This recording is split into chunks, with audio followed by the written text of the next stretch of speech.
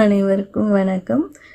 இன்றைக்கி நம்ம ஈவினிங் நான் என்ன பண்ணேன்ட்டு உங்களோட ஷேர் பண்ணிக்கிறேன். உங்களுக்கும் பிடிக்கும்னு நினைக்கிறேன். பாருங்கள், கண்டிப்பாக ஃபுல்லாக பாருங்கள், ஸ்கிப் பண்ணாமல் வீடியோ பாருங்கள். இது ஃபுட்பால் கிரவுண்டுங்க. அங்கே அத்லெட்டிக் ப்ராக்டிஸு, ஃபுட்பால் ப்ராக்டிஸ் எல்லாமே இது உள்ளே நடக்கும். அதை தான் நீங்கள் பார்க்குறீங்க. டென்னிஸ்லேருந்து வாலிபால்லேருந்து எல்லாமே இது உள்ளே நடக்குது. கோச்சிங் கொடுக்குறாங்க. அத்லெட்டிக் ப்ராக்டிஸும் ஃபுல்லாக இங்கே நடக்குது. நாங்கள் போனப்போ ரொம்ப நல்ல மழை, செம்ம மழைங்க. எல்லாம் விளையாடிட்டு இருந்தவங்கலாம் கிரவுண்ட்லேருந்து வெளியில் வந்துட்டாங்கங்க.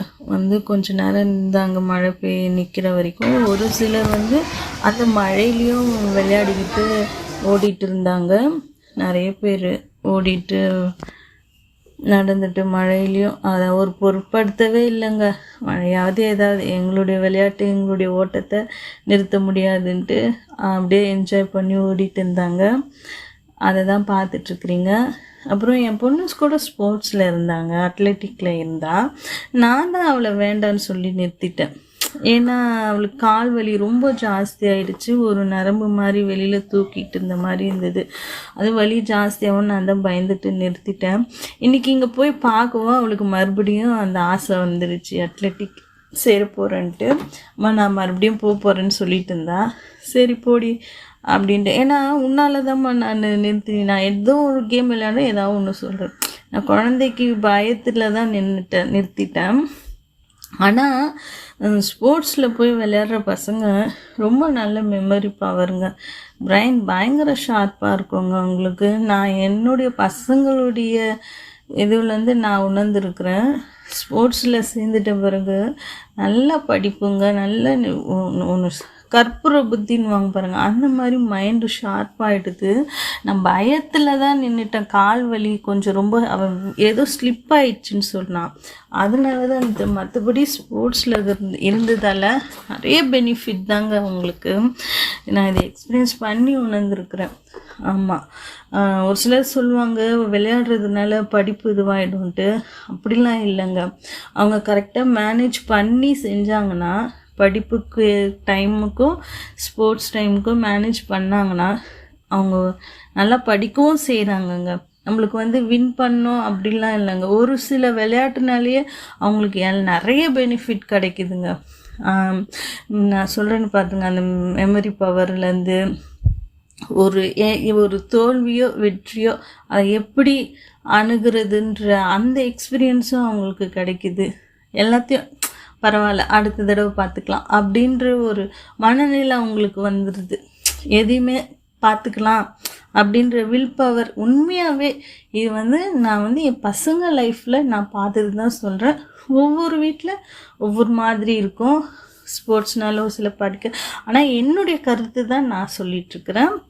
என் பிள்ளைங்க ஸ்போர்ட்ஸில் சேர்ந்ததால் படிப்பில் இன்னும் நல்லா ஷைன் ஆனாங்க. அப்புறம் அது முடிச்சு மழை நின்னோடனே கிரவுண்டை விட்டு வெளியில் வந்துட்டோம்.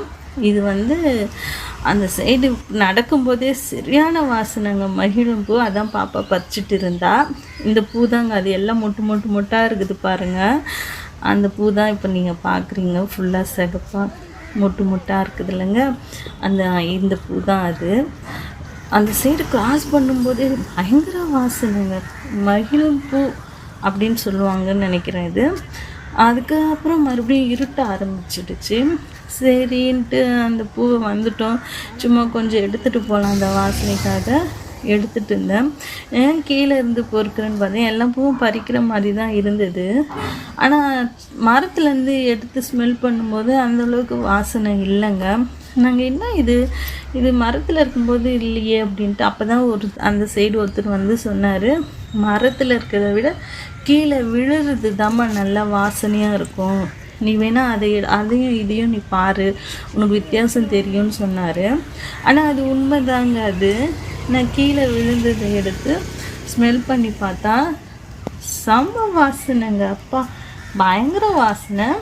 அது சரி, அப்புறம் நாங்கள் கீழே இருக்கிறதெல்லாம் பொறுக்கிட்டு வீட்டுக்கு எடுத்துன்னு போகலான்ட்டு கீழே விழுந்தது நல்லா பூத்து அப்படியே விழுந்துகிட்டே இருந்தது. அது வரைக்கும் அழகாக பொறுக்கி எடுத்துன்னு வந்துட்டோங்க வீட்டுக்கு. அதை தான் பார்க்குறீங்க நான் எடுத்துகிட்ருக்குது. கொஞ்சம் இருட்ட வர ஆரம்பிச்சிச்சு. அதனால் சரி கடன் இருக்கிற வரைக்கும் பறிச்சுட்டுல கீழே வந்து இவ்வளோ பூ தான் வந்தது. இது பூத்து கீழே தாண்டி வாசனையாக இருக்குது. அந்த எடுத்துகிட்டு வரும்போது அந்த ஸ்மெல்லு என் மேலேயே வந்துகிட்டே இருந்ததுங்க. அது அந்த ஸ்மெல்லு நான் ஷாலில் போட்டு எடுத்துகிட்டு வந்தேன். அப்படியே அந்த ஏதோ ஒரு ஸ்மெல், என்னடா நம்ம எங்கேருந்தோ ஸ்மெல் வருதுன்னு பார்த்தா அப்புறம் தான் நான் உணர்ந்தேன், ஆமாம்ல நம்ம தான் இந்த பூ எடுத்துகிட்டு வரோம். அவ்வளோ வாசனைங்க, பயங்கர வாசனை. அது அந்த பாருங்க, அது மேலே இருக்குதுல்ல அந்த ரெட்டாக இருக்குது, எல்லாமே அந்த மொட்டு தான், பூ மொட்டு எல்லாமே இருக்குது. செம்ம பூ இருக்குதுங்க. அந்த சைடே போக முடியல. வந்து பொறுக்கிட்டு வந்துட்டோம். அப்புறம் என்ன, காலை கையெல்லாம் கழுவிட்டு தண்ணி குடிக்க வேண்டியது தான். தண்ணி ஃபுல்லாக பிடிச்சி தண்ணி குடிச்சிட்டேங்க வந்தோடனே. அப்புறம் பாலை ஊற்றி வச்சுட்டு டீ போட்டு சாப்பிட்லாம். சரி ஈவினிங் வந்து சாப்பிட்ணும் இல்லைங்க டீ. ஈவினிங் சாப்பிட்லையே, அது சாப்பிட்டா தானே கொஞ்சம் நம்மளுக்கு ஏதோ ஒரு மைண்டு நம்மளுக்கு சுறுசுறுப்பாகிற மாதிரி இருக்கும். அப்படியே சரி அந்த கேப்பில் இந்த பூவை கோத்துடலான்னு பார்த்தீங்கன்னா அங்கே பாருங்களேன் ஒரு காமெடின்னு முடிச்சு போட்டு அந்த பூவை இழுத்தேன். அதுக்கெலாம் அந்த முடிச்சு அவுந்துச்சு. அப்புறம் அப்படியே கோத்துட்டேங்க. நான் கோத்துட்டு லாஸ்ட்டாக முடிச்சு போட்டுக்கலான்ட்டு அதை தான் இப்போ நான் கோத்துட்ருக்குறேன். பார்த்திங்கன்னா உங்களுக்கு தெரியும்.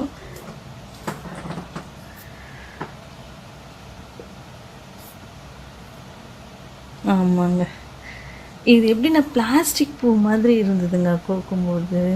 அப்படியே கோக்க இந்த பிளாஸ்டிக்கில் குட்டி குட்டியாக ஒரு பூ வரும் பார்த்தீங்களா, அதே மாதிரி சேம் அப்படி தாங்க இருந்தது. இவ்வளோதாங்க வந்து இன்னும் கொஞ்சம் பூ இருந்தது, அதையும் கோத்தேன். நான் இது வரைக்கும் சும்மா வீடியோ பண்ணிட்டேன் கோத்த வரைக்கும். அப்புறம் பார்த்திங்கன்னா அதுக்குள்ளே டீயும் போட்டு எடுத்துகிட்டு வந்துட்டேங்க. டீ போட்டு சாப்பிட்டுலான்ட்டு. அவ்வளோதாங்க. இந்த ஈவினிங் நான் பண்ணது உங்களுக்கு பிடிச்சிருக்குன்னு நினைக்கிறேன்.